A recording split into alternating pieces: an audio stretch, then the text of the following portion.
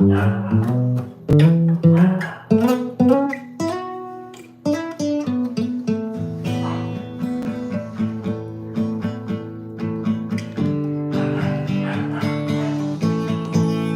Trump was handed 3 victories by the Supreme Court today.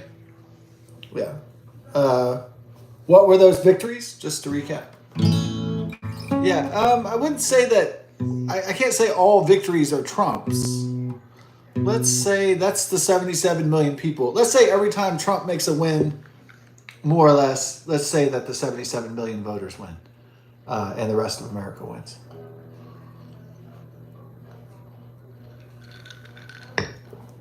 As I think all this Trump is winning thing kind of. You can't really forget about the team that elected Trump. I guess you could if you wanted to, but I really decide not to divorce the two. So I know the Trump kind of paint. The mainstream media, they paint it's all about Trump. You know, it's Trump's losses, it's Trump's victories. No, those are America's losses or America's victories. So I'd call them synonymous with each other, more or less.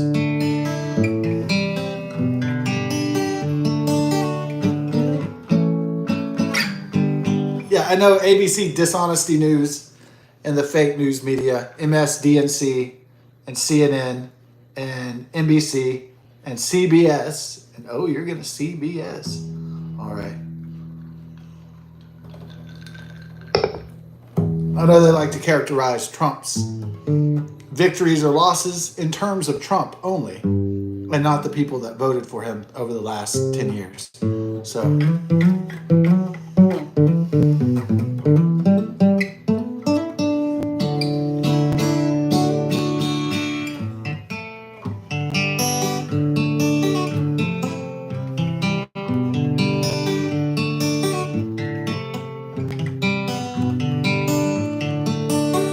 But I would say that they're synonymous, so more or less. More less, or less more.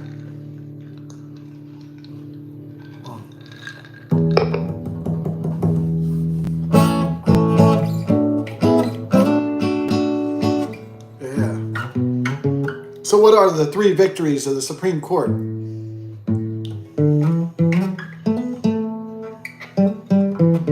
Well, it's the first one's a little bit more legally technical. So I'm not a lawyer. I'm sure it would have been a damn good one, but I think I couldn't live with myself. So probably I would have liked the money though, but that's neither here nor there. I never took the bar. I never went to law school, but you know. The Vice President of the United States, William Almond Wheeler, back in the day, he was a New York lawyer, and the Vice President of the United States. I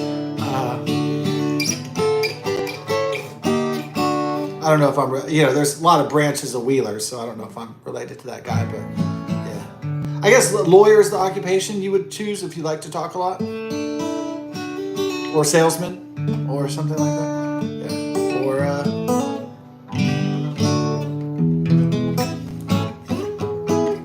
singer, songwriter, yeah, you'd pick something in communication. Writer, yeah, something like that. Public speaker.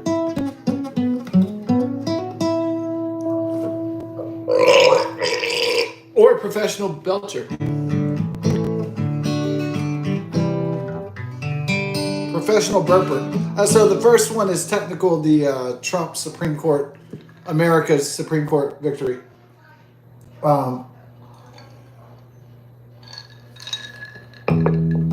There is no federal courts appointed by the president, Clinton, Obama, Biden. They cannot block the executive's power or his agenda just because they disagree with it. They have to follow the U.S. Constitution.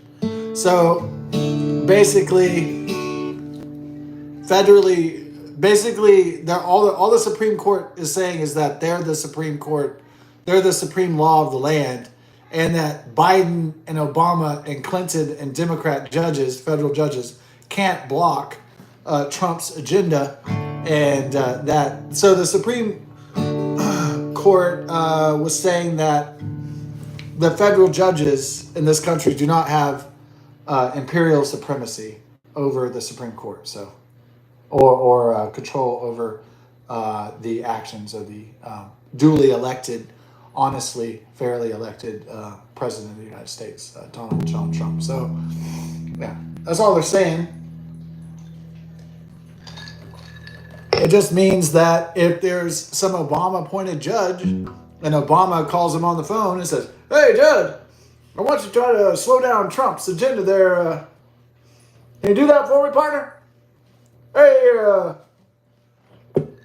then the Supreme Court can say, no, we're the Supreme Court. You're not the president, and you're not the Supreme Court, so get back in your lane." Yeah, that's what that means. That one is a little bit more technically complicated than the others, and I think the others are a lot more easier to understand. Okay, so the controversy in public schools is basically, should children learn about gay shit? Yeah. In school, they're going to be bombarded by gay shit in society or the world, or a drag queen or whatever. Right. Yeah. A man's going to come up or a boy's going to grab some guy's balls or something, you know what I mean? Or some girl's going to want to spend more time in the girls' locker room, right? So there's going to be queers and shit in society. But the issue here is not if there's going to be a ton of gay shit in Hollywood, or there's going to be two guys kissing on Star Trek, or there's going to be queers out there, or some guy's going to blow you a kiss in the club or the restaurant. That's probably inevitable that shit is going to happen at least a few times, no matter what your sexual orientation is. So that part of society, the public, is basically unavoidable. The unpleasant interactions, right? So for the most part, I'd say.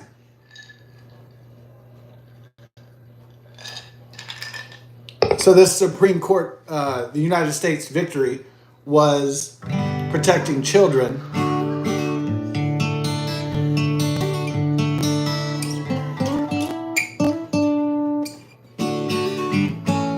Protecting children from K through 12 being exposed to gay agendas and gay books, gay LGBTQ Q plus IA literature, books, in other words.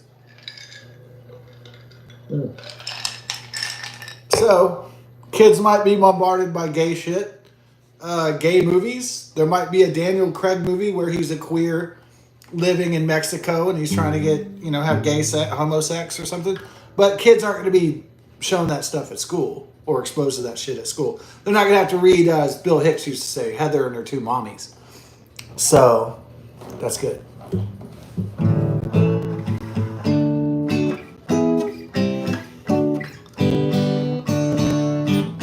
The third one was upholding a Texas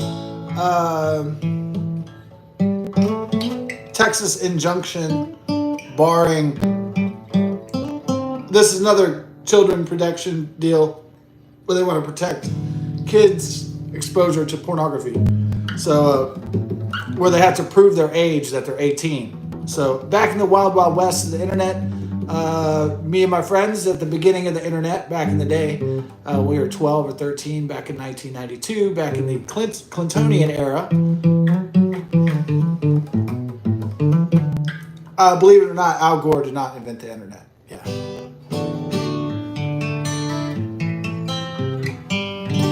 The internet was invented by a government project, I think it was originally called ARPANET, that was meant to bring about faster communication between soldiers and military units across the world. So that was the purpose of it originally. So eventually it was developed by the government, the internet. I believe.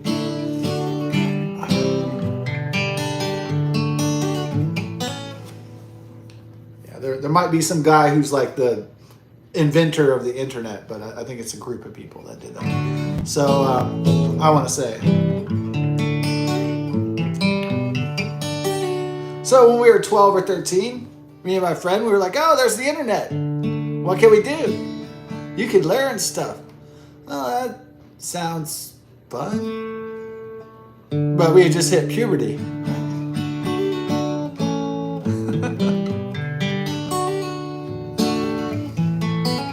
But we had just hit puberty, so we wanted to like screw girls, right? I mean, at least some of us. And so, I mean, the majority of us boys did. We wanted to talk to chicks. But, you know, sometimes it's not that easy meeting chicks or hooking up with girls. And especially if you're no fucking good at it, right? Especially if you're not real good at it. And so, or confident in that kind of thing.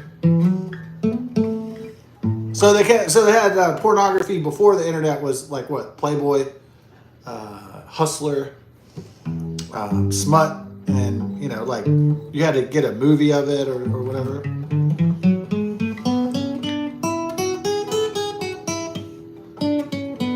Here comes the internet. All you need is your dial-up to your computer, and the world of pornography is at your command. You don't have to get a Playboy channel or porno, you know, cable subscription or anything. It's just like, whoa.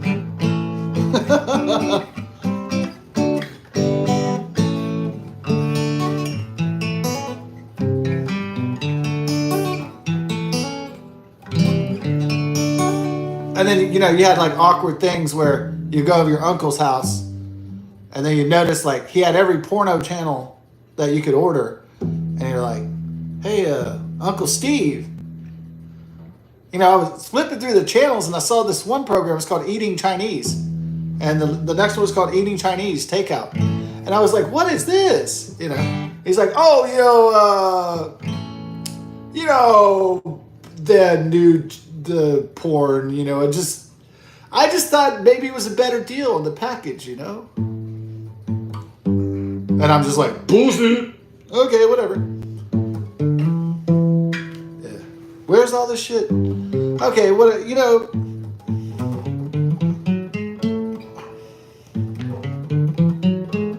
Uncle Steve isn't going to say, oh, I love fucking pornography, so I bought every single fucking show there was. Hey, you should check out the Amsterdam, the Blondes on Blondes. That's a good one.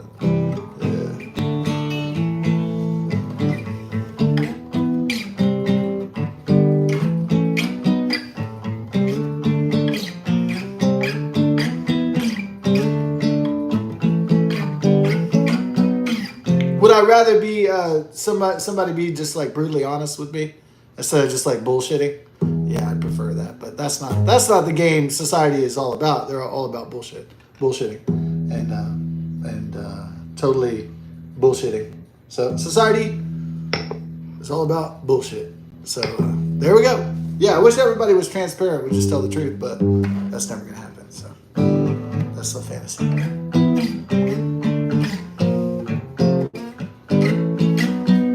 All right, so they just put basically that it's legal for all 50 states, I believe, to put restrictions to make people that are under 18, force them to show their identity that they're 18 and up so they can view pornographic things. There it is. Woo. Now, in the wild, wild west of the internet, guess what? You know what? Your kid, if you had a kid, or you can imagine if you were an adult and you sometimes checked out some porn or something, you're like, oh my God, can you imagine coming of age? You know, and there's like all this porn, you know, and you're like a 12-year-old boy or something or whatever. And you're just like, click, click, click. You can imagine like behind closed doors what's really going on, you know, sadly. So, yeah. There's a kind of a sad aspect to it, of course. Because what? Every porn episode, the boy isn't talking to a girl. So it's just more social awkwardness and ineptitude. So that's not good. So every eating Chinese that the guy watches, the less skills he has relating to the opposite sex. So that's sad, but that's internet pornography.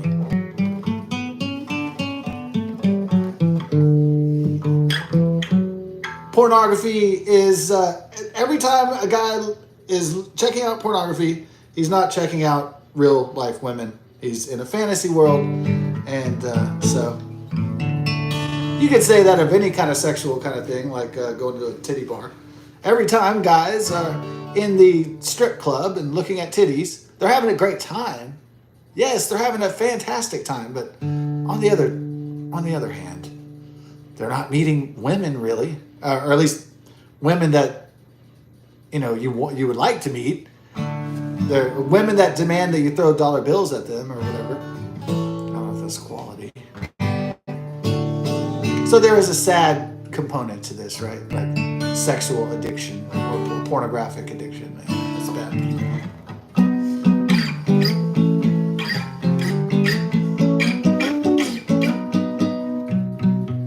I guess it exploits men's dual weaknesses, which are the propensity to be visual, to have a visual hunter's kind of mindset and visual acuity. And also, number two, is that men are addicted to thoughts of sex and lust. At least said, I guess the old saying was, how many times do men think about sex per day? And it's like 99% of the time. So those two things kind of clash with internet pornography, and that creates the enslavement. That's what enshrines the addiction. In other words, is kind of like any addiction just amplifies what's already the nature of human beings.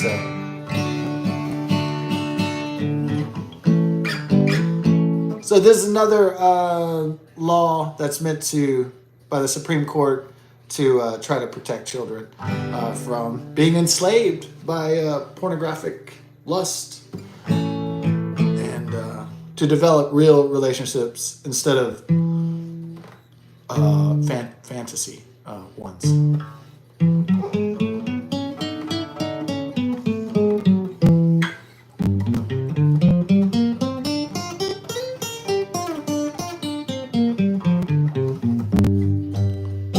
And the other one was was it four things? Was it four things? Okay, I just thought it was three, but maybe it's four. 4 victories for Trump today. It was the number 4 was okay. So men have dicks and women have vaginas, and out of this union of sperm and egg, it creates a baby, or can lead to that. Smoking can lead to cancer. Penis and vagina can lead to baby. So, and gay sex could lead to AIDS, butt sex or something like that. Homo butt sex. It might lead to monkeypox. Remember that? They had the homosexual. I don't know, monkeypox, that probably scared a lot of people. If they were like queer curious or something, I bet they were like, oh shit, monkeypox. You saw the warts on the dudes, and monkey warts. They were like, oh fuck. They're like, oh, not doing any homosexual behavior anytime soon. Look at that shit. And the monkeypox. Warts all over the hands and you see all the warts everywhere. Ew. It's disgusting. I mean, besides AIDS and HIV. Doesn't really inspire a person to get into the gay community, right? Doesn't get people signed up when they see the monkeypox and the HIV. If you want somebody to be gay, just show them Philadelphia, and I'm sure they'll be going to the gay bar as quick as they can. Not really. It's like, man, I like that. That AIDS looks like a lot of fun. Look at some last pictures of Freddie Mercury.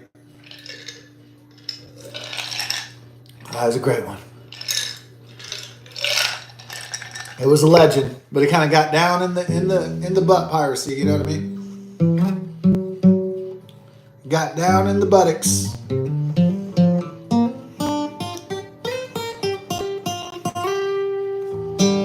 So, in the 14th Amendment was designed for basically after the Civil War, so that slave babies could get citizenship. It didn't mean that the whole world could get citizenship if they fucked and had a kid in the United States, inside our country. So it was meant to protect the slave children,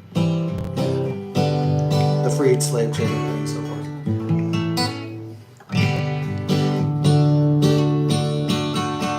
So I think that ruling doesn't come down until October, but it seems that probably Trump's going to get a victory on the birthright citizenship. So you can't just come in here from China or Mexico or Honduras or Venezuela or whatever and do the wild thing, spread your seed, and then expect to get benefits and full citizen rights for you and your children. So that's how illegal aliens had been exploiting the 14th Amendment for years and years and years and years, making anchor babies. So that shit's gonna end. Yeah, we're not fucking Europe and we're not fucking England, so that's why it's gonna end. Despite the Mexican rebellion in LA, which occurred a few weeks back. Or the Palestinian-Mexican rebellion, I guess. The anti-ICE riots in LA.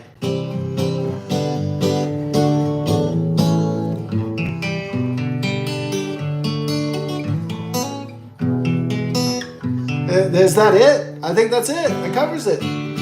Yeah, I think that pretty much covers it. The final decision on birthright citizenship, it's probably not going to go down this summer. I've heard it's probably going to go down like October. But who knows? There's always surprises with the Supreme Court when they're going to lay out decisions. So.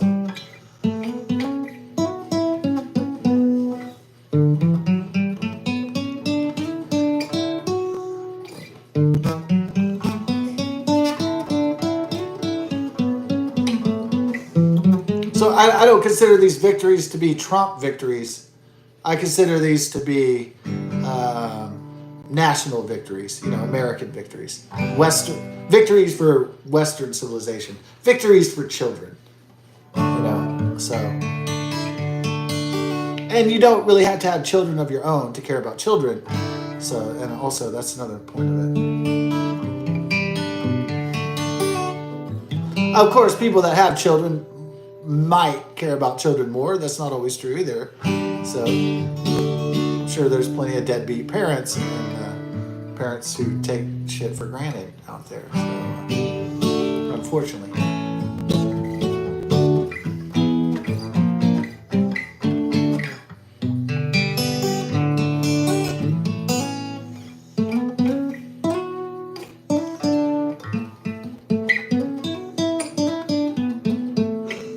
I don't even think the Democrats even know what to do anymore.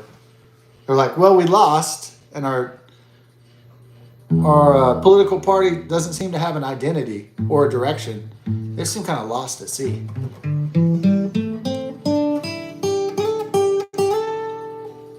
Which I don't really give a shit about because I voted for Trump. I'm going to vote for Republicans for the rest of my life and conservatives, so I don't care if the Democrat Party is defunct and they're leaderless and they're adrift on the ocean and they're having an identity crisis. That's fine with me.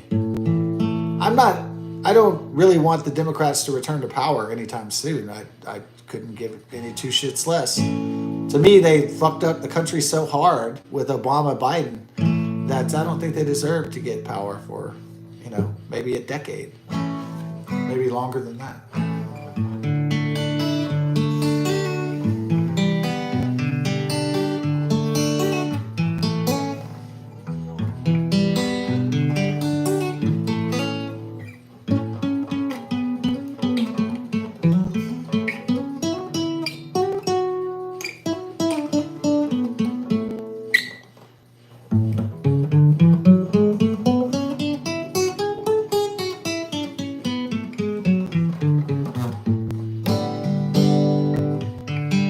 Let's go on our mission. The writer of Mission Impossible died today. What was his name? Lalo or something? I don't know his exact name, but let's go on the Mission Unbearable. Dun dun dun dun dun dun dun dun dun dun dun dun dun dun dun dun dun dun. Dun dun dun dun dun dun. Dun dun dun dun dun dun dun dun. Do do do do do. And that the ending of the song? That's how the original composition goes, I think. A dude burps at the end. No, not really. What happened? Oh, till it was crapped. Oh, it was very smelly? Yeah. Did everybody save everything for me? Yeah. They're like, Mom's coming. We got to save the turds. Yeah. I'll be back. Me. Woo. Oh. Well, you would have said What? cool. What's up? Well, when you get back, could you help me take Tula down? Oh, yeah, no problem. Take me down to the Tula Down City. What? Take me down to the Tula City, where the grass is green and the girl is pretty. Ooh, won't you take me to Tula home? Ooh.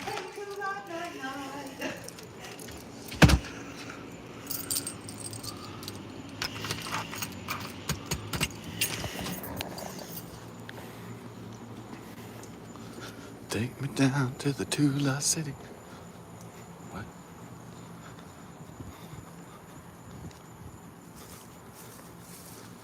Let's go then.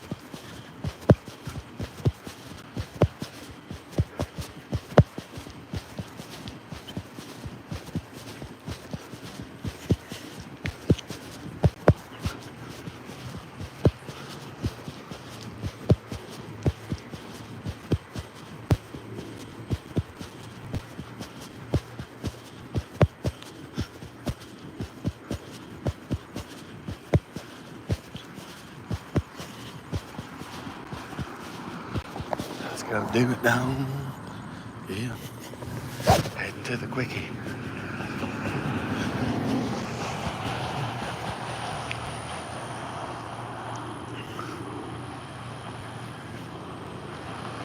Alright.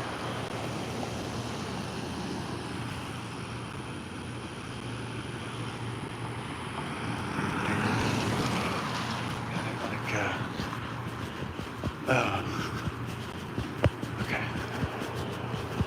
Where?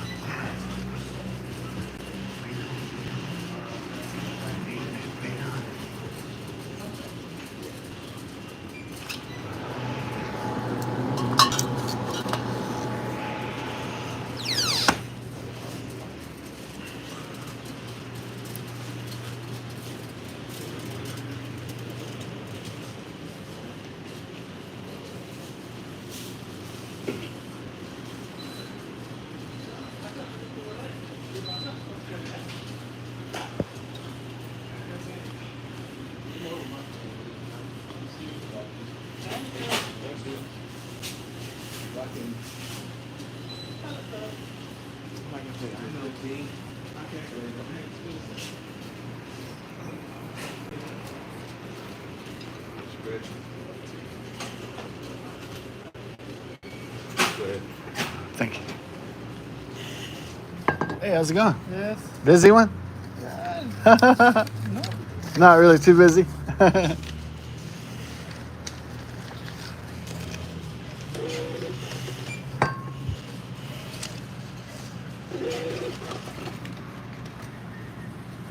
This one, $8. Okay.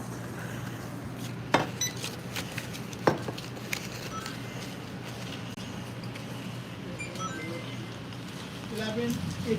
All right.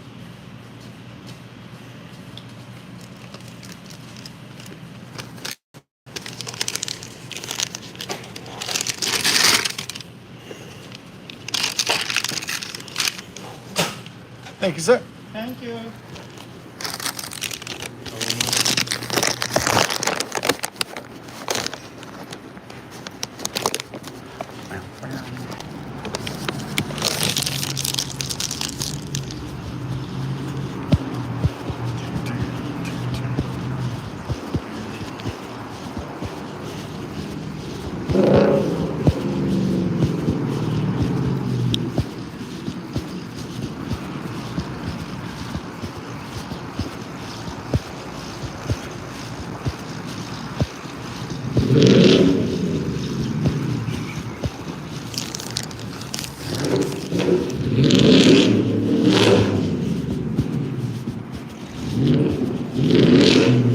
Big trucking, revving up. Ooh. The big truck's revving up on Friday night.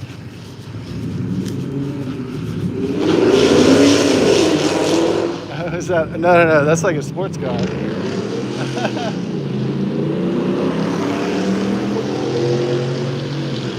It's North Houston entertainment at its finest. I don't think people used to race like a Fast and Furious when this used to be like just a sleepy suburban getaway back in the old days, but man, it's becoming pretty ghetto now. I guess like a lot of American cities are getting all ghetto. I guess because all those illegal aliens and that Biden Harris let in during the 4 years. What, 10 to 12 million was it?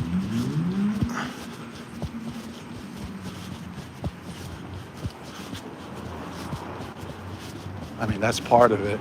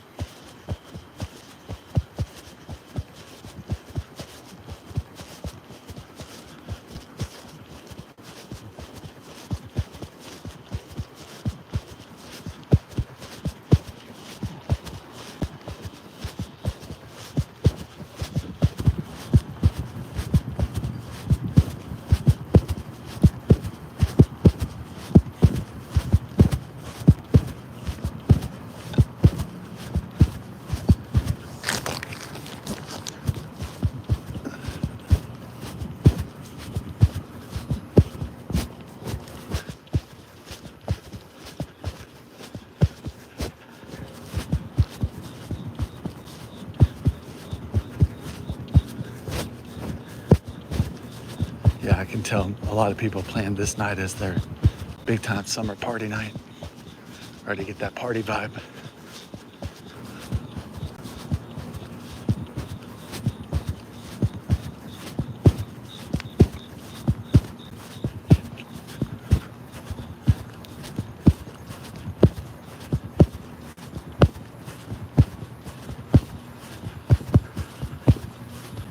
All right.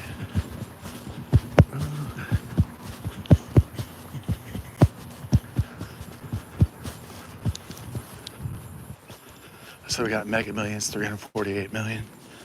And then Texas two-step for Monday, that's $450,000. So I hope one of those hits.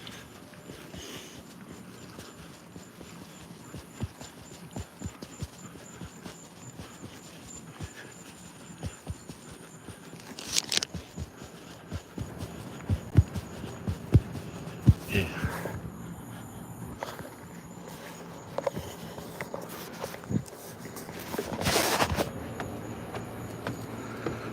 Ooh.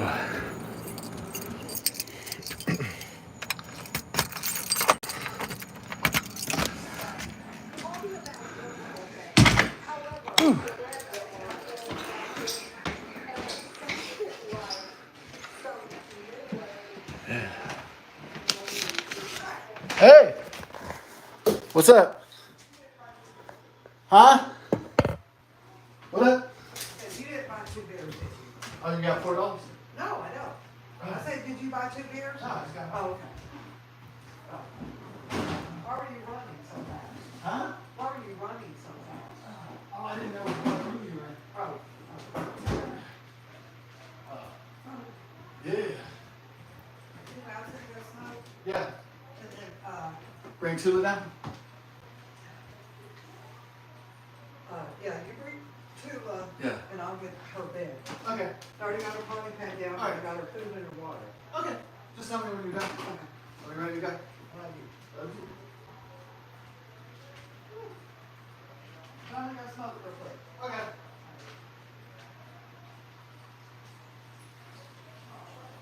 Oh.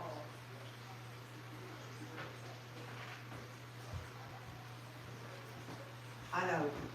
Maybe Mama's gotta wean herself off of Tula. Oh. I just feel like she feels safer me, her coming down and sleeping with Mama. Oh, yeah. No. And I'm so close, she can see me too. And, Yeah, I encourage the two. she watches me like a hawk. Yeah. So, no, I like more dogs in different areas of the house Yeah, because that's more guard dogs. yeah. And also like Bella has been your baby for, Yeah. sweet baby for a long, long Well, time. you can have your own sleep baby. Yeah, now I have my own sweet baby. Own sleep baby. Well, if she ever gets good enough where I can leave her free. And she can climb up the steps and sleep in the bedroom all night. Yeah. But she don't even know how to go up and down stairs. She don't even know how to go. Yeah, that's true. That's what I'm kind of. Yeah. Oh, what? She's gonna learn how to do the stairs. Yeah. They were gonna have to teach her. Well, whatever we have to do. Yeah. It's like, Yeah. from the minute we got Bella and she was 3 pounds, we encouraged her to do everything and be free. Oh, yeah. Bella, kind of wild, Yeah. She's losing her freedom before they even begin. Oh. You got Jeffrey Dahmer? no, Mike Tyson? no. I mean, ears? I said, oh, she got I can tell. What? What? Then You I got said, sad? I said, oh, you hurt your baby. Oh, no. And she was like, ooh. She lay down for a Dude, I heard the baby and me. Oh, It's okay. I'm just sorry. Yeah.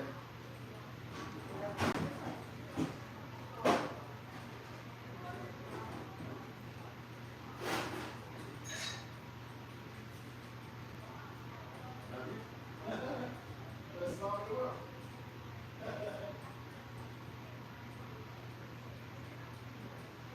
Alright, you guys sit still. Alright, and then take down two. Okay.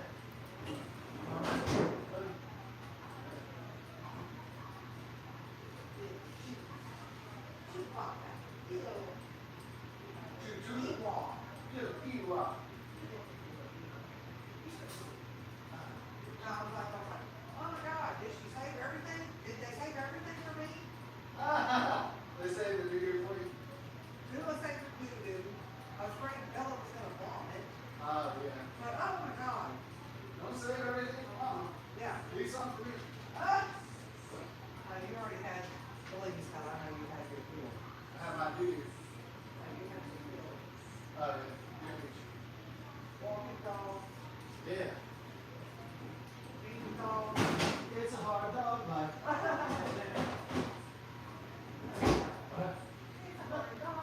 It's a hard dog life for us.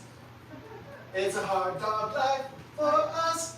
Do, do, do, do, Hey, what do, was do. that from? It's a hard knock life. It's a hard knock life for us. What is that? It's from Annie. Yeah. It's a hard knock life for Cause they were, us. Because they were, They were in the girls' boarding school. and they were orphans. They were orphans and they had to do all the hard work Yeah. in the orphanage. Yeah.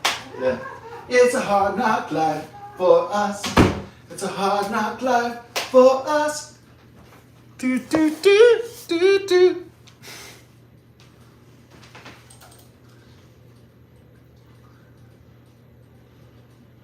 It's a hard knock life for us.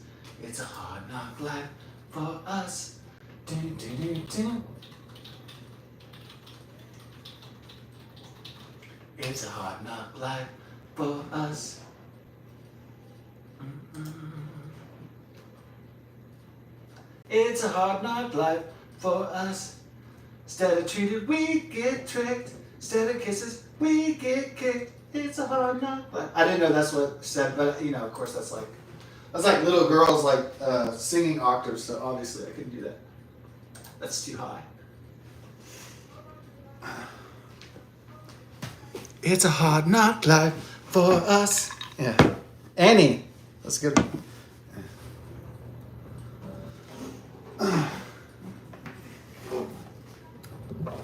Oh. We have the beer boot right there. What's my favorite musical? Is it Annie? I guess I saw Annie came out like before I was born, I think, 1980 or something, the year I was born. So I watched the original one. Or was it earlier? Was it 1970s, 1960s? Well, I saw it when I was a little kid, so. Come on. Well, maybe it was 70s or 80s, 60s. I could look it up though. Yeah. I like that one, the Orphan Annie, the redhead one. And then it was like, so I'd been used to this redhead Annie my whole life. And then like Disney or somebody, they made like a black Annie. And I avoided that like the plague. African Annie. I was like, fuck that.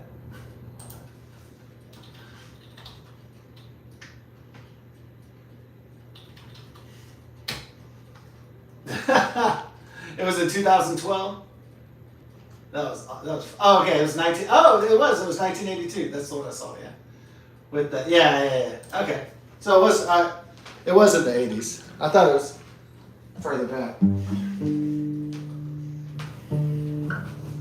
Yeah. 1982, Annie with the redhead girl with the freckles and the big fro and everything. Based off a Broadway musical, I would imagine. Yeah, it's a great one. Was it Telly Savalas was Daddy Warbucks? It's great.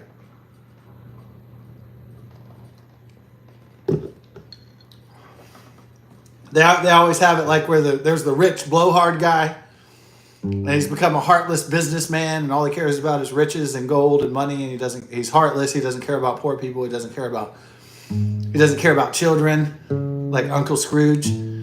And then Daddy Warbucks, then the little orphan Annie melts his heart, and then he finds love and all that shit, all that cliche stuff.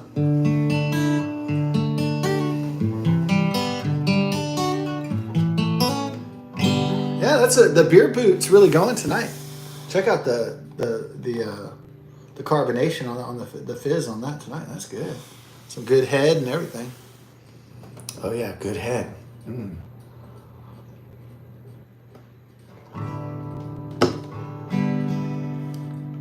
Yeah, that's good stuff.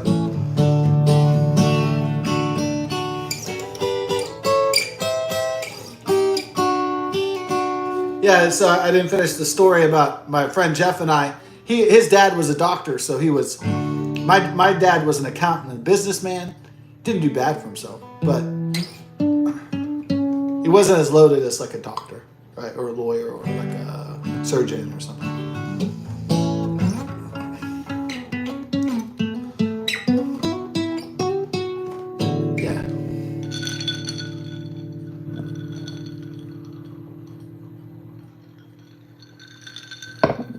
But having an accounting degree, my stepdad always had great jobs and great opportunities.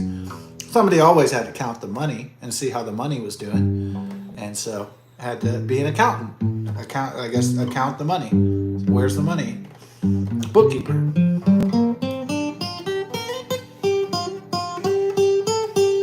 Where's the money and where's it going? And what are we doing with it?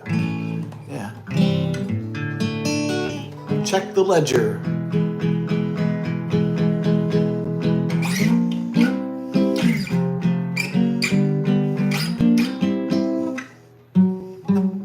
So my friend Jeff, since his dad was a doctor, he seemed to get stuff faster than I did. Because he was wealthier than I was. So the kids that were not that wealthy, that lived in the apartments with me, you know, most of the time they got the same shit I did. But Jeff, in the suburban neighborhood next door, since his dad was a doctor, he seemed to get a lot more than I was getting. Like everything. Everything that would come out first or revolutionary.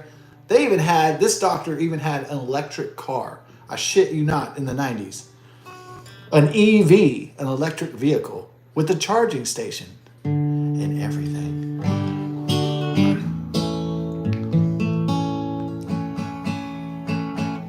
And they got computers and the internet first too. So like they got it like when it first came out, like 1992, 1993. And then I got it, we caught up like in 1994, 1995, or at least by 1995. But it was always a few years delayed what Jeff got and then what I got, you know. Because doctors used to have money, I think. At least I would call it, I suppose, a doctor lifestyle. Back then, when the dollar was still strong in the good old Clinton days, in the William Jefferson Clinton days, I think a doctor...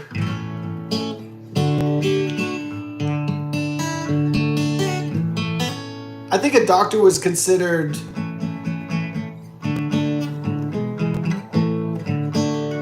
I want to say upper middle class. Not just middle class, I think upper middle class, yeah. That's how I would characterize a doctor's typical salary. A good doctor in the 1990s. So Jeff and his brother got the internet, and his sister got the internet, and their own computers, dial-up, modem, internet, and back 30 or so years ago. Of course, I was interested in the video games. Yeah, I was so excited by video games because video games, up to the point of when PCs came out, CD-ROMs, video games up to that point have been pretty good, but they really hadn't been good at visuals, cinematic storytelling, or vocals, voices, or voice acting. So with the computers, the new computers at the time, the personal computers, that gave the software companies the palette to really come out with some of the first really excellent games. And so because they had great visuals and sound and graphics and all that stuff, that kind of blew a lot of the consoles away at first. Now are PC games any better than console games? I mean, I don't know. I guess it depends on the speed and the graphics capability and, all that stuff. So goes down to specific specs. But at first, the PC games blew cartridge games out of the water. I want to say for the most part.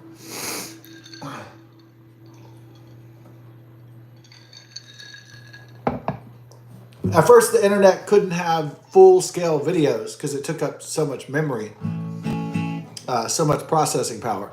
So, at first, in the early PCs, it was like you could maybe. I don't really remember watching video clips.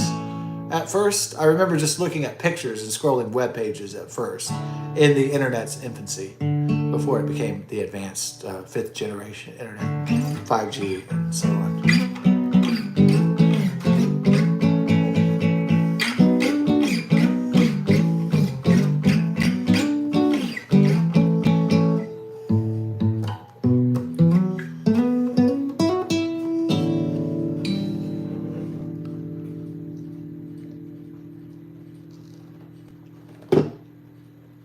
So Jeff's like, hey, on the internet, there's web pages.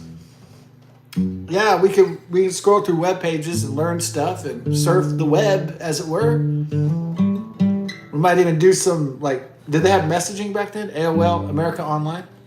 You've got mail. They had electronic mail. This was revolutionary back then. That guy just died recently. You've got mail. That guy. Imagine being the iconic voice of the internet age, of the computer age. You've got mail.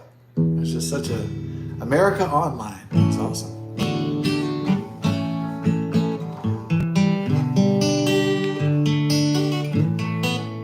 I mean, if the internet was such a big military advantage, I mean, there's no way the government would have given it to the private sector.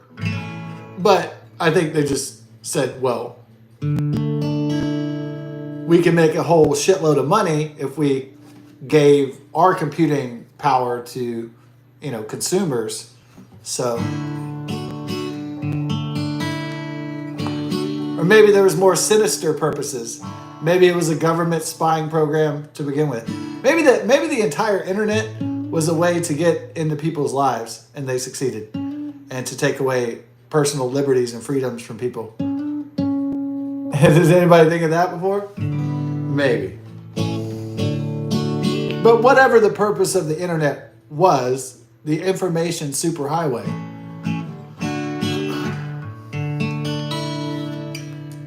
it was about bringing people together. Yeah. We see how well that worked in the world, right?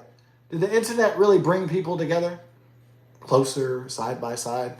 I don't really think it had that effect, necessarily. Maybe in some aspects, but in a lot of other aspects, no way.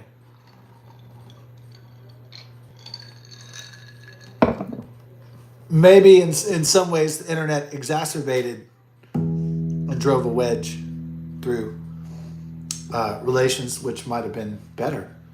Yeah.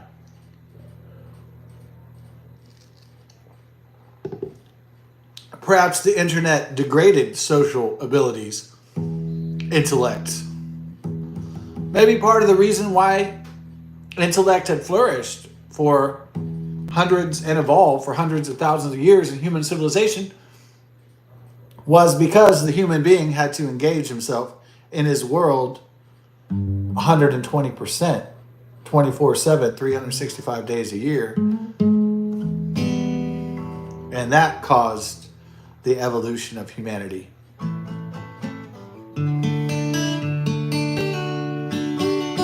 So Jeff, since his dad was a wealthy doctor and all that, he's like, we're surfing the internet. I think the Navigator at the time was called it was called Netscape Navigator. Had like the logo was like a ship wheel. Like everything was like cutesy. I mean, I think the internet has remained trying to be cutesy.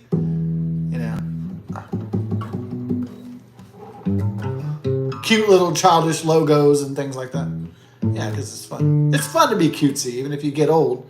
It's fun to do cute little phrases or cute little symbols, And like, I guess in the 1990s, the ship was a strong metaphor for exploration, for the future. The ship was the metaphor. You have Starbucks, the coffee chain from Seattle. It had Starbuck, and it has the imagery of like Captain Starbuck from Moby Dick and ship, kind of a new frontier imagery, and Netscape Navigator had the ship's wheel on it and all that.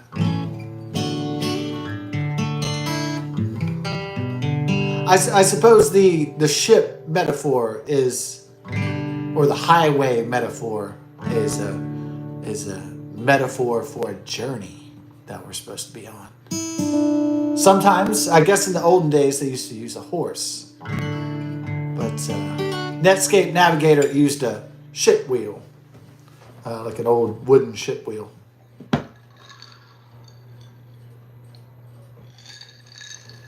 So Jeff's like, let's look at some porno. And they didn't have videos back then. It was just pictures. They had all these different categories. So he goes, hey, here's the porn. And we're like 12 or 13 years old. And I'm like, I don't have a computer at home. I don't have a PC. We don't have the internet because we're not rich yet. And so, yeah, of course.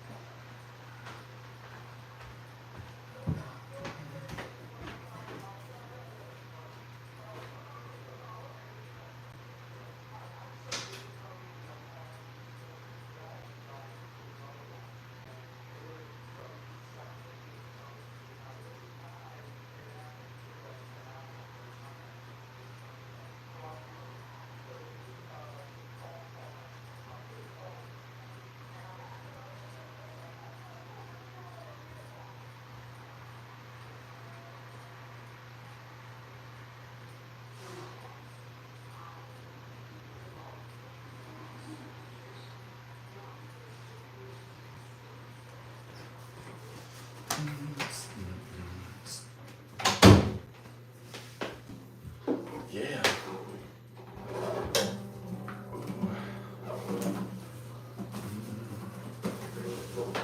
Okay.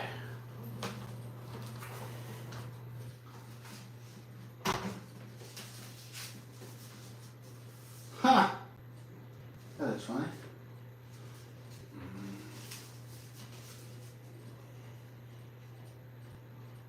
Whoa. We have hot winters, huh?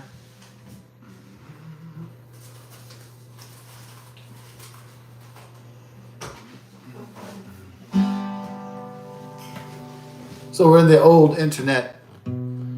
We're about to look at porn for the first time. At least porn, in its internet form, in a digital form. We had already seen, nudie movies, obviously, on cable, HBO and Cinemax, and Showtime and all that stuff. And Playboy and Hustler and all that other shit.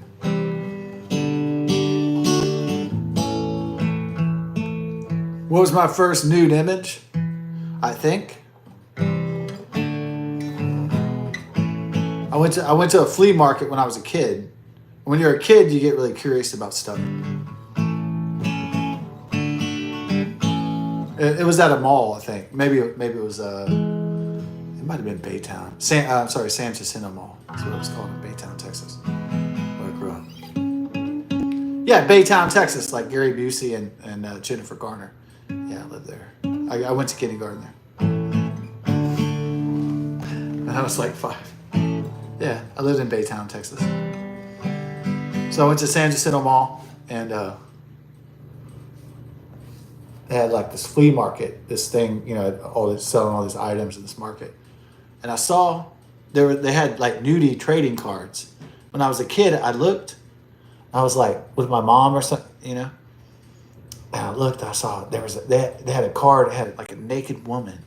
I saw the titties, and I saw like she had her vagina bush, and I was like, "What the fuck is that?"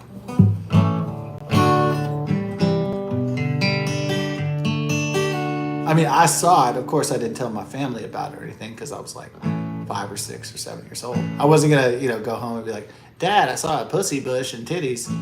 No, I knew better than that.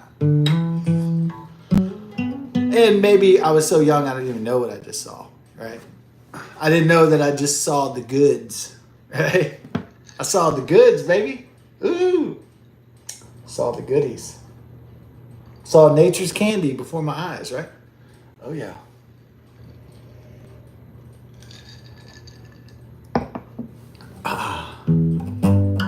So it's that time again.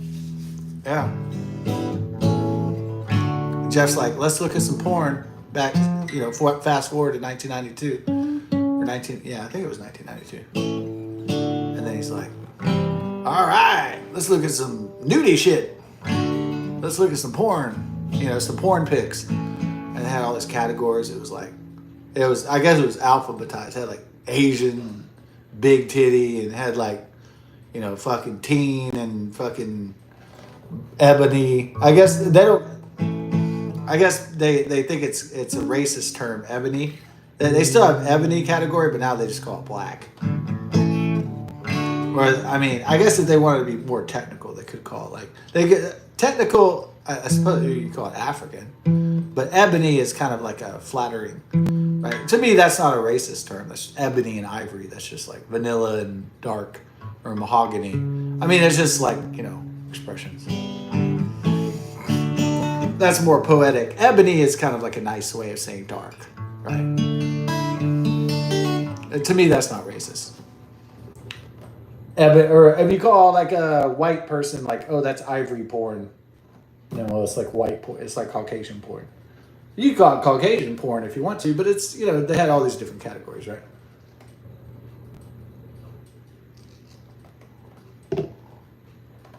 So we click through, the big titty and all this stuff. And all these pictures come up, and we're like, whoa. We're like teenage boys, like, whoa, the internet. A brave new information superhighway indeed. Wow, this is evolving the human race so much faster than it was before.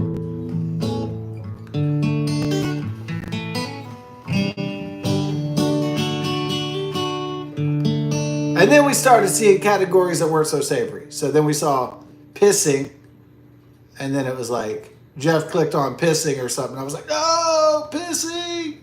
Golden showers. And I was like, oh, fuck no. That's not... Then they had like a shit category. It was called like scat. And I was like, no, we're not going to shat category. What the fuck? Who watches this?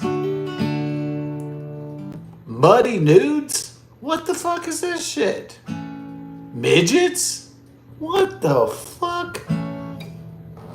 Oh, it got worse. It got worse. They had a bestiality category.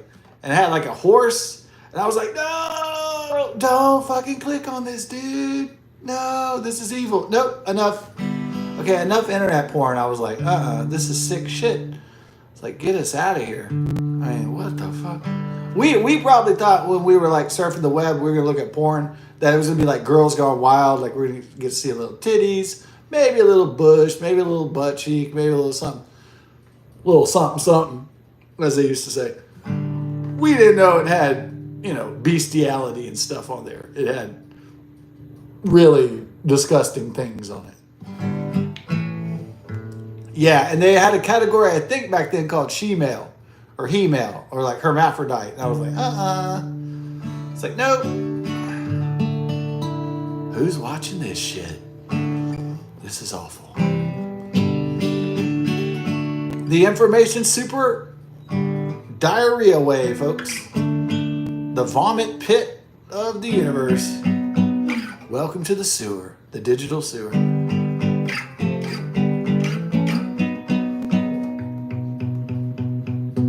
Welcome to the digital shitter of humanity.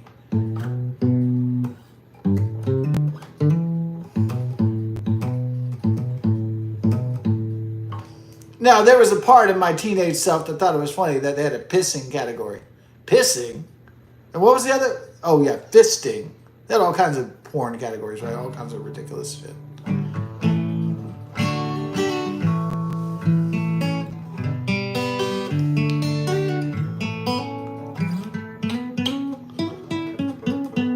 Yeah, so that was our introduction to internet pornography. And to be fair, it was awful. It was sick. We saw more than we wanted to. And we got out as fast as we fucking could. Actually, that first introduction to internet pornography probably kept us away from pornography for at least 5 years. At least 5 years we didn't watch it at all. And we never searched it. After that, after there was like pee-pee and the horse shit, we were out. And the doo-doo and all that, we were like, we're getting out of here. And but then porn had a revolution. The frame rate per second, it could do videos and full-length video. Then porn really boomed because it could handle more processing and it could do longer form videos. So then free porn started to flourish on the internet, and then everybody started talking about it. At least a lot of men and boys in my circles kept telling me about it and were like trying to rope me into it.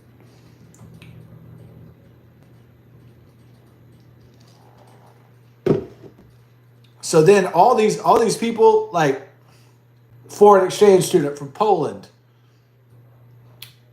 my relative, they were all telling me, Scott, guess what, man?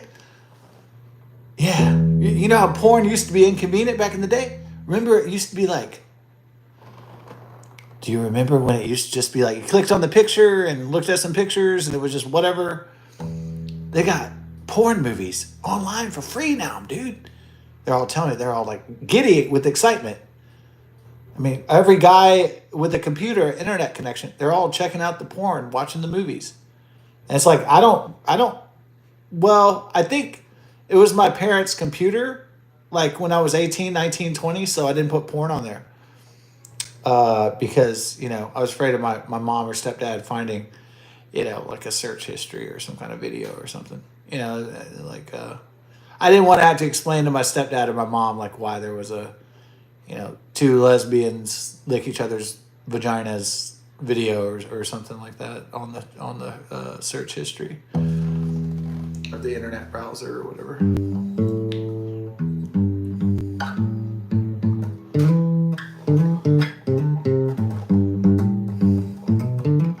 Yeah, so I mean, I would only be comfortable looking at material like that if I had my own computer. So that's why.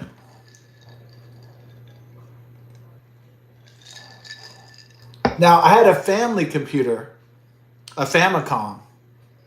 No, I mean, not the Japanese, not a Famicom, but I had the main computer for the family was, my mom, my stepdad, and me. And so that's the one we shared for years until, and then, I would use other people's computers for years. But actually, my first computer, that was mine. That had a laptop, a HP. Was it called Dimension or I don't know.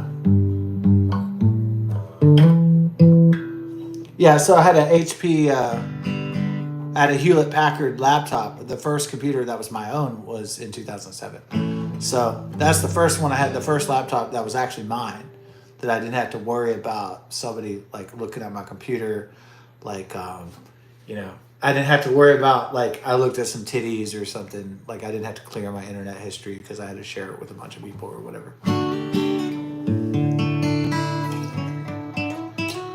Was it called HP Pavilion or was it called Gateway Dimension laptop or something like that? Yeah, it was a pretty cool. My first laptop was a big deal because I got my laptop and I was like, I don't know, man, because like computers for me, like I never had a girlfriend, but I always had a computer, and it was like I don't know, in a weird way, the computers were like my girlfriends, and like but I never had a girlfriend, so it was like, but the computer was like my companion, right? So what was really crazy about it was like, so when I look at old pictures of myself when I'm young, I don't see me surrounded by some pretty girl. I see myself surrounded by a computer and me smiling, like because I got the latest computer. I never see myself happy because I'm like in a relationship, right? I always see myself happy because I got the latest fucking tech, and that's kind of like depressing, but it's also sad, but it's also kind of fascinating to begin with. So it's kind of interesting, but it's also sad. It's also depressing, but it's also kind of fascinating at the same time, I guess. In a way. Yeah, so I have all these pictures of myself like with computers and unveiling the new tech or the computer when I should be more excited about meeting the next friend or girlfriend or something, but I'm not as excited as I am about meeting the next robot. Right? So that's a problem. Yeah, that's more of a personal problem, I think. That I like technology more than I do humanity. That's always been a problem with me.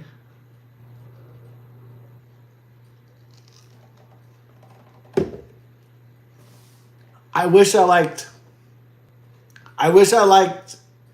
humanity more than technology, but I think for a long time it's been the other way around.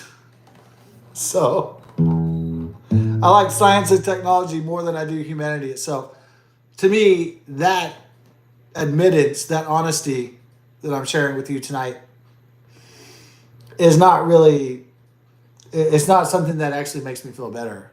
It's actually something that makes me feel not as well,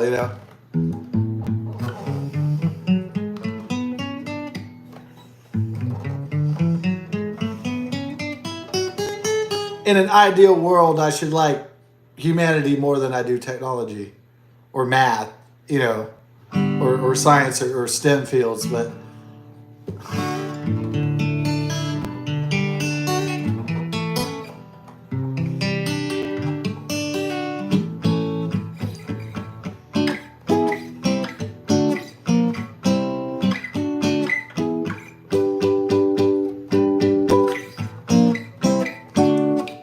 yeah.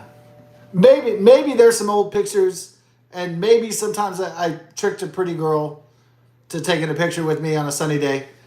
I do have some pictures like that, but most of the time, I might have a picture where I have a pretty girl by my side. I'm like smiling, maybe for a little while, but most of the pictures are like me smiling because I got the fucking new laptop, or So it's like I got the new video game or whatever. It's not because it's like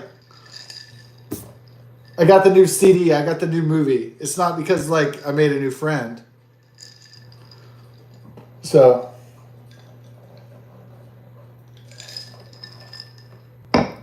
sadly, so I say that I say that regrettably. Not because I dislike necessarily who I am. It's not that I dislike the photographic eidetic memory and all that. It's not that I regret being an encyclopedia or a Rain Man. It's just there's aspects of it that aren't necessarily what I would consider human, or more like a biological android instead of an actual human being.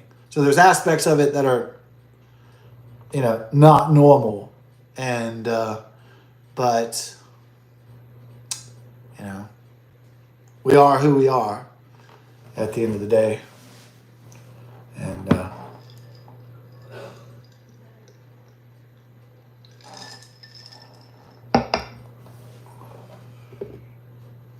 It's fun to remember everything, but it's not. Right. Of course. It's like I knew the gift is always a curse. It always had to be.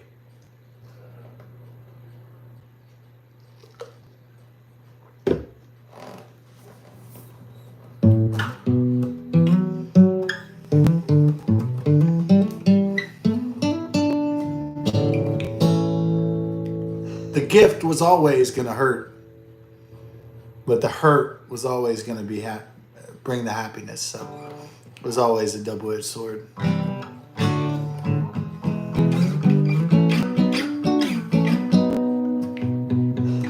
You can't have the heroin without the needle puncturing your skin, you know? That motherfucker's always spiked with pain. His music is my aeroplane. The Red Hot Chili Peppers, yeah. That motherfucker's always spiked with pain.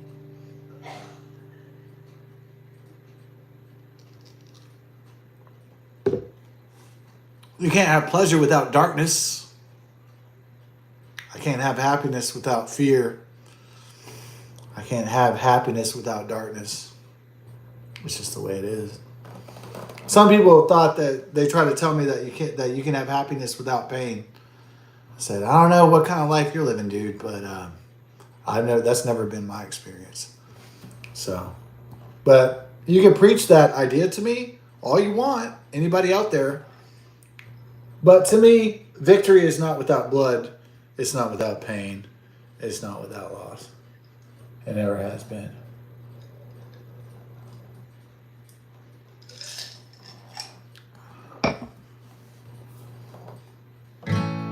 Victory has never been without suffering. Well, you know, Christians should know that, right? Jesus died on the cross for the sins of mankind. Got nailed to death by the Roman soldiers. Pontius Pilate. Yeah.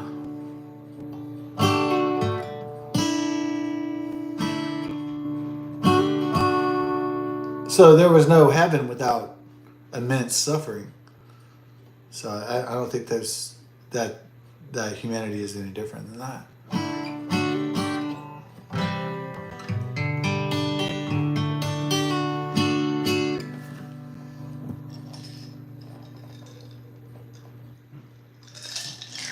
Maybe I was younger.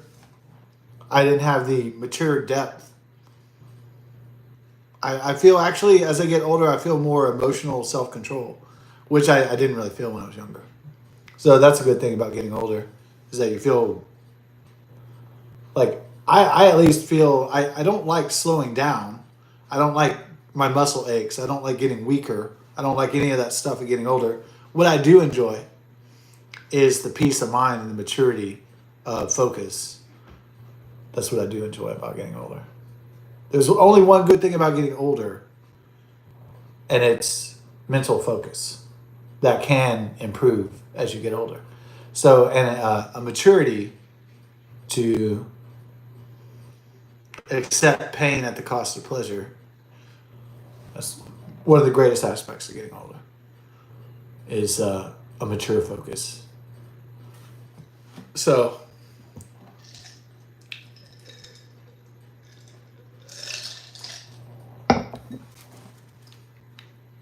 realizing the burden is heavy, it's epic, and it's scary as well.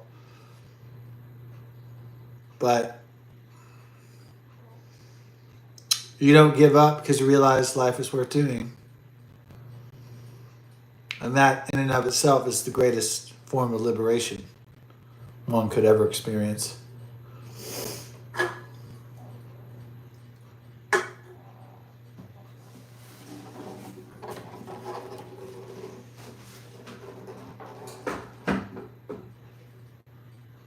Liberation of the mind.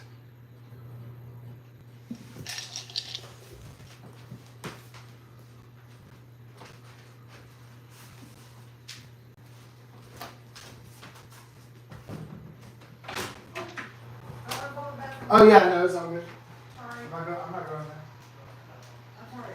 You No, were it's okay. there, so I just made the tea. Yeah, it's all right.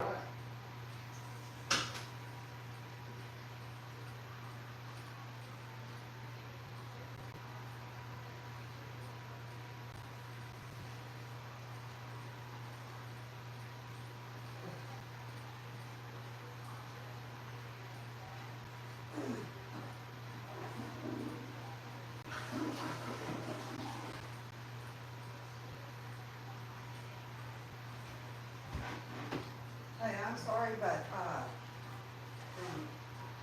it's tomorrow night and Sunday night, Beyonce, but they're having a Beyonce hoedown tonight.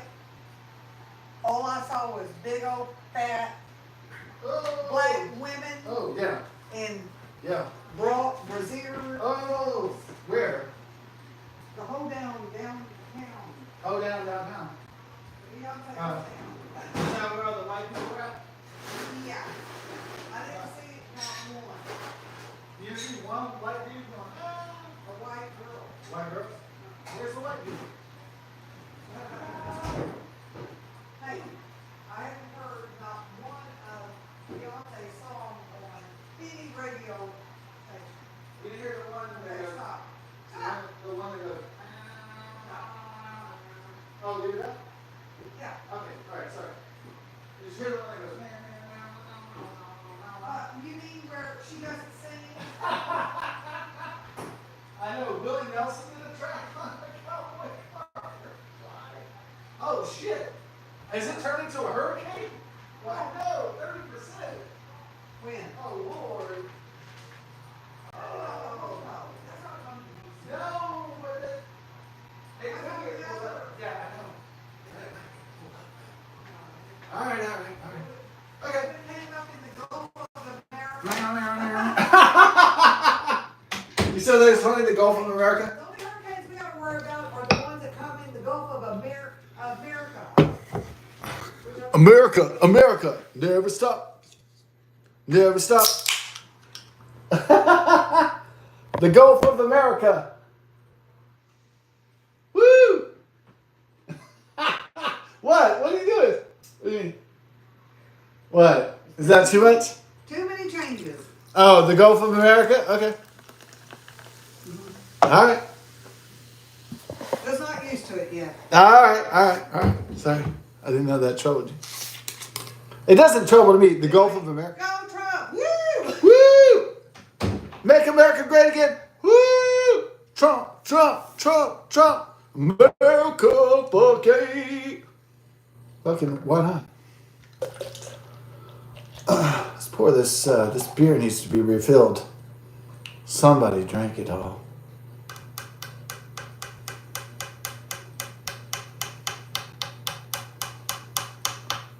America, fucking. America, fucking. Hooters, Starbucks. Big tits, fake tits. America, fucking. Terrorists, your game is through. We're gonna be leading to tomorrow. Fuck yeah.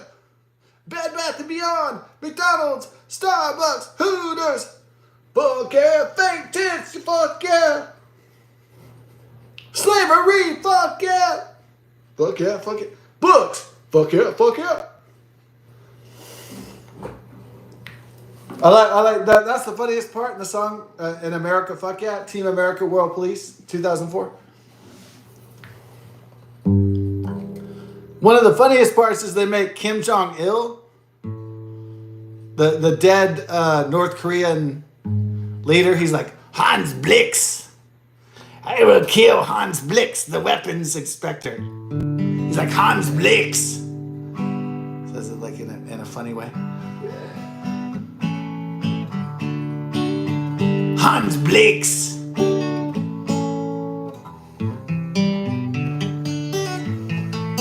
Let's mix up this drink with our finger. Hopefully our middle finger. Yeah. Well, there's all this African Saharan dust coming in. Yeah. 2 elderly people were shot in the back in Southwest Houston. I want to be as politically correct as possible. Probably niggers or Mexicans. All right, that's really politically correct. Obviously. No, hold on. I can't really say that. Now, I can't say... Now, in South Houston and Southwest Houston, before Biden, Harris, and Clinton, and illegal aliens and foreigners got to roam our country, and Barack Hussein Obama and all that. Now, originally, Houston was settled by white people, Caucasian people, English, European people, right? And it was nice. It was nice for a while. And at first, white people, they stayed. Now, there's a way you can split a city if black or Mexicans come in. You could just leave a different part of the city and just go next door. So a lot of white people in Pasadena, what they did was they had old Pasadena that our grandparents built, and our great-great-grandparents, where white people settled there and they had their neighborhoods and everything. And so when blacks and Mexicans and foreigners started coming in, then what whites did was they were like, oh shit, there's black and Mexicans coming. We need to leave. This place is going to become fucking ghetto. And so what they did was the white people fled next door, right, to build their families and stuff across the Beltway 8 or something like that. Now, I did go to the opening year of Bondi over 30 years ago, Bondi Intermediate School in 8th grade in 1993 with me and my friends. And now it's almost, I want to say it's almost 90% Hispanic. Yeah, 90% Latino. Brown people everywhere. It used to be, basically Pasadena, South Houston used to be split. It was at first it was all white, and then it was a little bit brown, and then it just got browner and browner and browner and browner and browner until you couldn't find a white person. It was like going to Arkansas to find a black guy. It was like, oh, fuck, where's the black people? It became, hard. Yeah, I looked at the latest video of Bondi Intermediate, and I saw just brown people and Mexican and Hispanics everywhere. It was kind of crazy because, at the time I went to the school, when we opened the school the first year, it was nothing but, no, there was a little bit contingency of Mexicans, maybe that was like 2%, but the rest was like, pretty much white people. Black people weren't really a thing in South Houston back then. So maybe going towards like Edgebrook or something, but black people weren't a thing in Pasadena. It was just white and black. It was just white and Hispanic people only, almost exclusively. So I'd be surprised to see a black dude in Pasadena, actually. I'd be like, oh my God, there's a black person, there's an African American here. I mean, occasionally, but.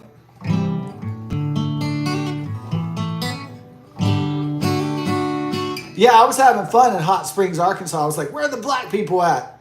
I was having a good time because there's white people everywhere. So I was like, it might have been like going to Sweden and like, you're going to Sweden in 2004 or something. You're taking a vacation to Sweden. You're like, where are the Africans at? And I was having a good time. I was like, where's the black people? I was looking for black people because in Houston you can see black people all the time. But like in fucking Arkansas, I was like, where's the black people? In Hot Springs, Arkansas, I was like looking for African Americans everywhere. I was like, man, Hispanics? No. I was looking for Hispanics too. I was like, there's no fucking Hispanics. There's no black people because it's not like Houston, Texas. I can't find any Asians here. It's just nothing but white people. I was like, wow, look at this place. And then finally, I was searching through the back and I saw a black dude and I was like, there's a black dude. Amazing. I finally found a black brother down. I finally found a Dave Chappelle dude in the back, and I was looking hard. I would swear I was really looking hard for it. I was like, I was trying my damnedest, and finally, out of the whole Lowe's Home Improvement, Hot Springs, Arkansas, I found 2 black people. I found 2 black people in the whole place. I was proud of did I find any Hispanic or Mexican people? There was 0 Hispanic or Mexican people in there. There was 0. I did find 2 black people though. I did at least find. So on my ethnic adventures, I guess you can call them. Now probably if I went to Chicago, Illinois, I'd probably be like going around like looking for white people. Like, where are the white people at?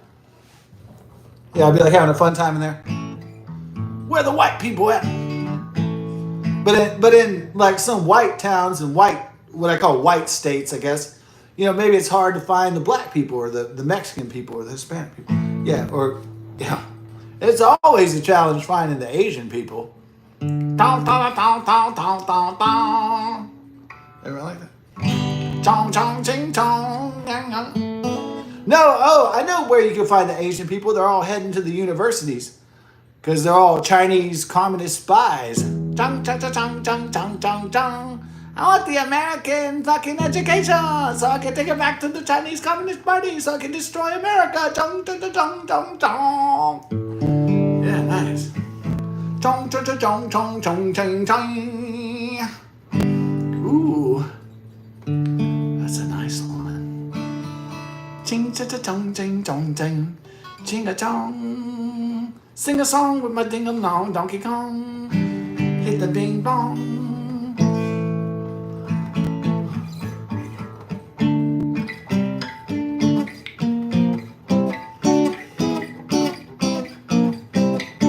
Ching chong ching, go to chong, Mao Zedong. Go to Donkey Kong at the Hong Kong Chong. Ching chong ching, and the Mao Zedong. Yeah. Oh! You won't find Asians in South Houston. There's no money. They're all fucking broke. You won't find Asians in Pasadena, Texas. There's no fucking money. No. You're not going to find Asians in Hot Springs, Arkansas. You're going to find Asians in Harvard, Yale, Cornell, Oxford. Ooh, MIT. That's where you find the Asians, right? That's where you find the Chinese communist infiltrators. Yeah, what's really ballsy about the Chinese Communist Party is that they tried to infiltrate the U.S. military. That's the really ballsiest part of their plan, is that their plan is to get a American Chinese citizen to join the military and infiltrate our military. That is, to me, that's the most ballsy plan. Because if an American tried to infiltrate the Chinese communist military, they would be executed and tortured for hours on end. Now, a Chinese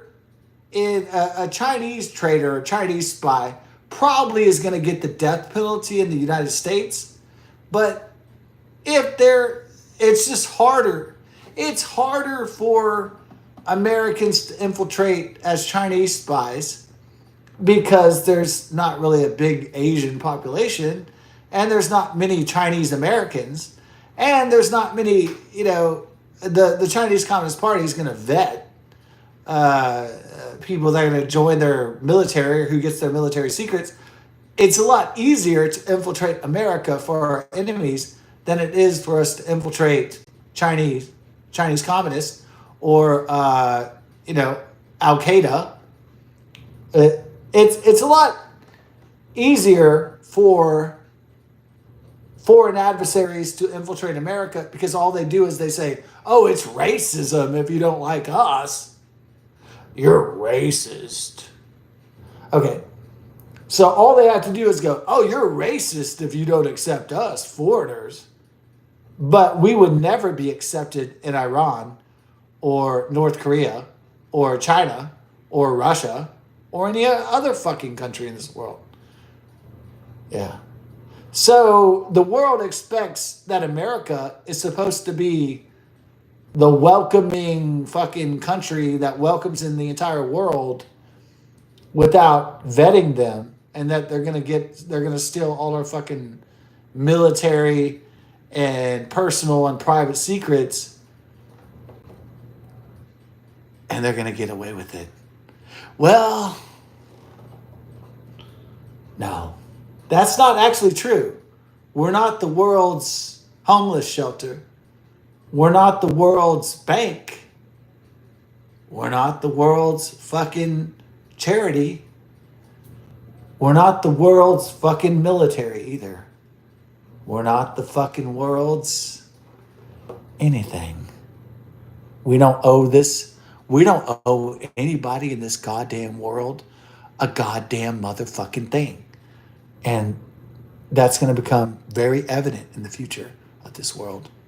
We don't owe this world a shit. And we never did either. Because we saved this world 100 billion times.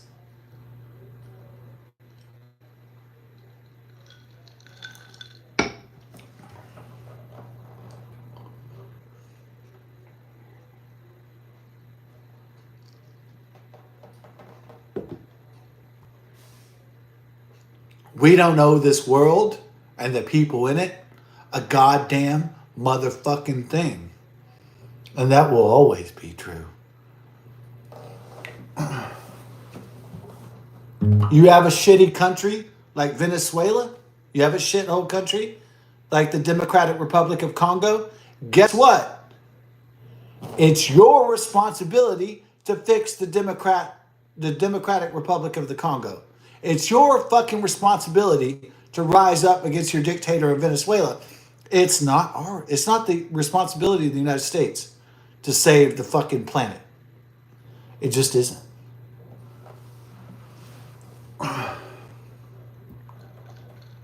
If you want freedoms in the Chinese Communist Party, then you have to overthrow the Chinese Communist Party.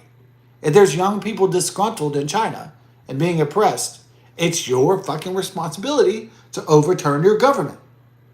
It's your responsibility in your particular place that you live and the nations that you live and you inhabit to enact the change politically that you have to do for your people to gain liberty and freedom. It is not America's responsibility to ensure or guarantee or protect that.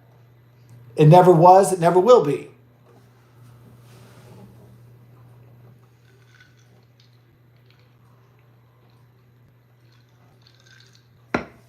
It's up to you. It's not up to us. We live in America. We have freedoms. We have constitutional freedoms. We have a Bill of Rights. And we hopefully damn well know that these freedoms aren't free. And hopefully we respect them and we think about them a lot. But we cannot guarantee this freedoms for the entire earth. It's only guaranteed here in this land, the United States of America. It's only here where it's available. It's not available anywhere else. Because this is the law of our lands. It's not the law of the world. Freedom and liberty is guaranteed here more than any other place on earth, as President Ronald Reagan so eloquently once said.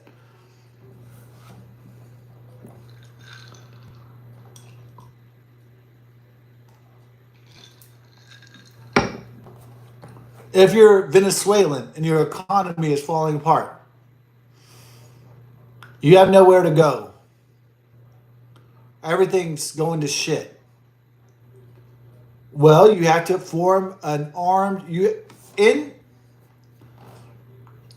the American Revolutionary War. The only option was violent confrontation or an acceptance of slavery and overtaxation from King George III. Now, you can either take it up the ass or you could fight and organize and destroy your oppressors. So Venezuelans and other failed states around the globe have chosen to try to flee to America and illegally cross our borders. And their gangs and their psychopaths. When your real problem is your own dictator, Nicolas Maduro, why not organize and kill him? Huh? Oh, that's too fucking much work, huh? Yeah. Our country did it 250 years ago. It was called the American Revolution. Everybody got an army together and we defeated our tyrant. We defeated our oppressor because we had the fucking balls to do it. Does Venezuelans, do they have the balls to overthrow Nicolas Maduro? Now, I could understand if he was too powerful and the military protected his ass and you can't. it's inconceivable to me that Nicolas Maduro could be starving half or more of its population, and most people are fleeing to America and Colombia and other countries around the world, and you don't have enough care about your country to take it back by arms, even if some get hurt, even if some die, that you're so cowardly that you just want to go on vacation. That's shit. That means to me that the Venezuelan people do not care enough to take their country back from a tyrant and a dictator and an enslaver and oppressor, and you'd rather just run like cowards and flee like fucking pussies. That's upsetting to me. You don't stand up for anything. You don't believe in anything. You don't want anything. You don't care about anything. You don't care about your people. You don't care about your nation. You don't care about your language. You don't care about your heritage. You don't care about your fucking future. Give me a fucking break. And if those people from Venezuela try to enter my country with that kind of lackadaisical fucking attitude, then I don't want Venezuelan Americans here. You didn't defend your country, so how can I depend on you to defend ours? You didn't have the balls. You just fled like fucking cowards. You let a bully and a tyrant and a dictator dictate your lives to the point he stole your entire fucking nation. What the fuck kind of shit is that?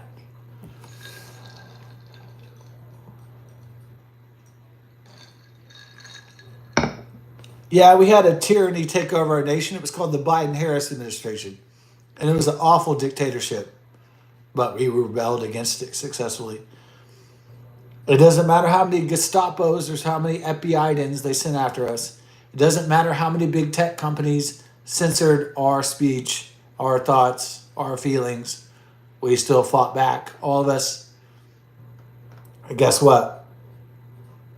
We got our country back because we cared about it. We fought for it. Venezuelans can do that too. Any other country that has fallen can also take back their nation as well, if they have the will to do so. But they all flee and submit like cowards, then they're all fucking done. We as Americans will not flee like cowards and abandon our countrymen and our country and our nation. We will fight until the bitter end to ensure our constitutional freedoms and liberty to the very death. We will not give up. We will not surrender. We will not falter. We will not flag. We will not fail. We'll fight for our principles and liberties to the very end of Western civilization. I cannot say that of Europe or my homeland in Ireland or England or Scotland, but we must prevail.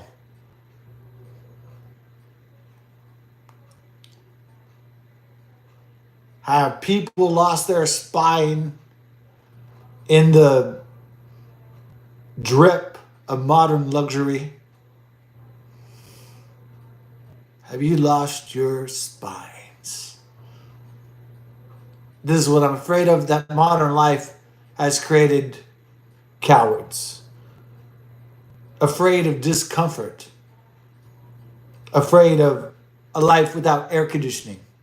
Afraid of life without a fucking iPad. This is what disturbs me most. Most people would rather trade their freedom to get an iPad and air conditioning. This is what pisses me off the most. You would rather trade your privacy and liberty and ideals for luxuries?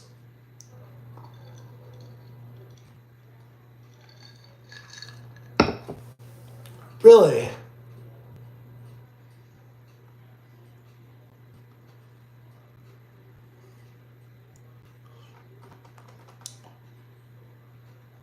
People would rather trade the U.S. Constitution, the Bill of Rights, for the latest fad, the latest gadget? the latest gizmo, the latest fucking computer, the latest fucking AI. You'd rather sell your soul for that? You don't stand up for your country? That's no nation that I want to be in. And if I ever see this country, the United States of America, become cowards like the United Kingdom, like my ancient heritage of Ireland, like Scotland, like Europe, if I ever see this country become cowards and flee like fucking pussies like Venezuela, that's it. Then I'll know that America is over. Then I'll know that the United States of America is doomed.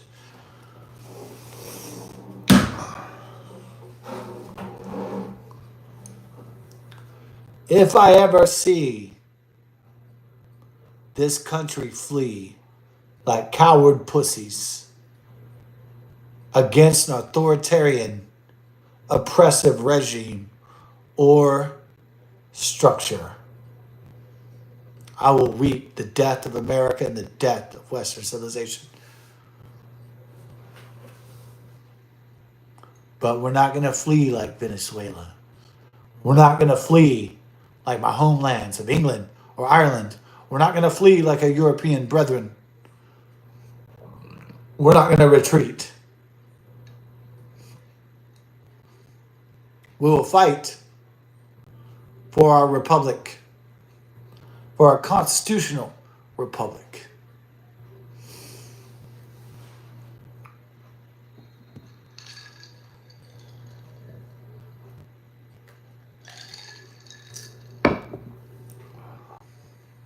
As Ronald Reagan once said, a lot of people run to America.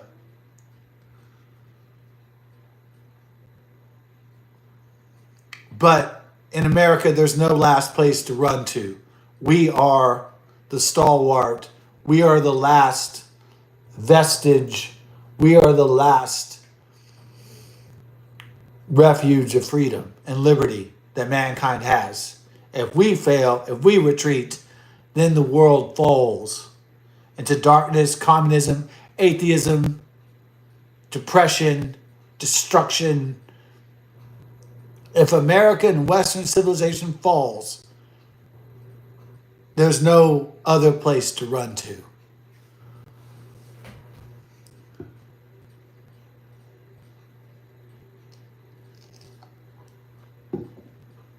God bless you, President Ronald Reagan. God bless you, President Donald John Trump.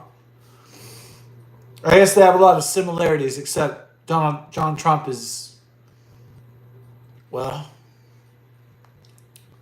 I can't say one is better than the other because I really enjoy both. So, both patriots, both two-term presidents, both believed in God, both believed in ideals of American greatness.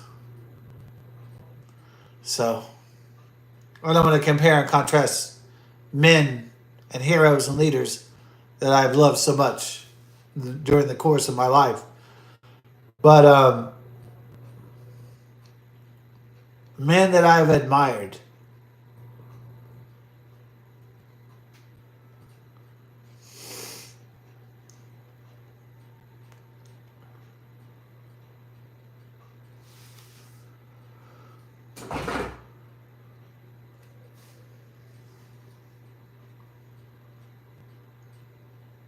We are not the world's police. We are not the world's refugee camps. It's time for the world and nations to take responsibility for their own people and their own nations. And if you have a King George III, you need to overthrow that motherfucker and rise up and kill that motherfucker and take back your freedom and take back your country. If you have a George III, if you have a Mao Zedong, if you have a Joseph Stalin, or you have a Vladimir Putin, it is time to rise up and kill that motherfucker. Americans and Western civilization cannot destroy that evil for you. We can give you inspiration from our history. But we can't liberate the entire earth for freedom. Wish we could, but we can't afford it. No nation can afford to liberate the planet. It's up to people out there to liberate their nations and liberate the world for a more prosperous, free. It's up to you and me to do that. Every one of us has the responsibility to overthrow tyrants and to guarantee freedom and liberty for all. That's our main goal as human beings. And we should not fail at this goal or perish from the earth. Sadly.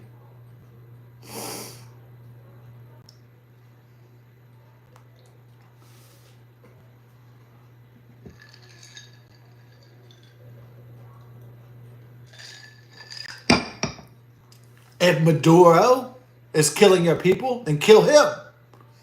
If Vladimir Putin is bringing you misery, then take him out.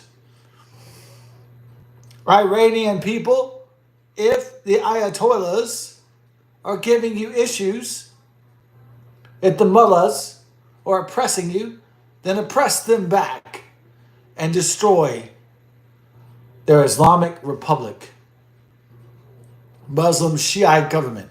Reclaim your Persian heritage. Reclaim your heritage. Reclaim your destiny. Also, if there's Uyghurs in the Chinese Communist Party in China, if Chinese youth feel that they're oppressed by the Chinese Communist Party, overthrow the Chinese Communist Party and get rid of those Mao Zedong oppressive ideologies. If you live in a country where you are oppressed, then fight back and resist and overthrow your system of oppression. We had to do it.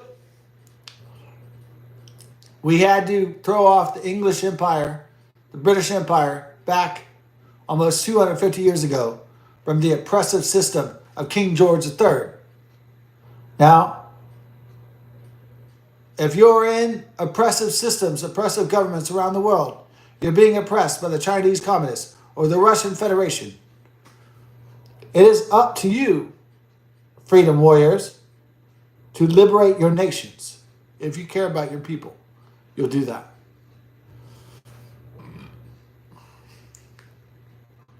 But no, if the youth tries to overthrow the Chinese Communist Party, if people rise up against Nicolas Maduro in Venezuela, if people rise up against Vladimir Putin in Russian Federation, know that you'll be jailed, you will be tortured, and many will die.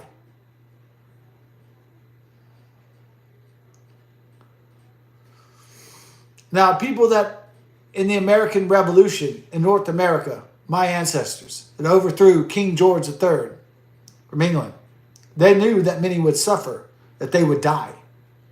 But they fought anyway, because they knew eventually they would be victorious. Jesus Christ died on the cross because he knew eventually he would die for the sins of mankind and God would return to a new heaven and a new earth. That's why he fought the war in heaven against Satan.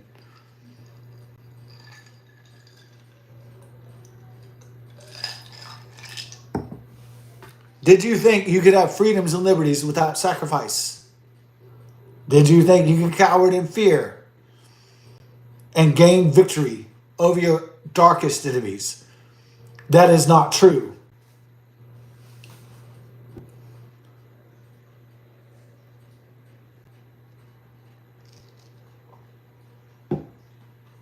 America is free because we fought for every second, every day, every hour, every blood and sweat and tear of it. And if there's any time that we don't fight for it, we're going to lose. And the dark forces and the evil forces will overwhelm us. America is free today at almost 250 years of its existence because every day people have stood up and fought and voted and cared and enlisted and got involved. And we'll go to war for our country. And we'll go at bat. So we believe. And we love our nation. We love our people. We're not going to stop. We're not going to give up. We're not going to surrender. We will continue.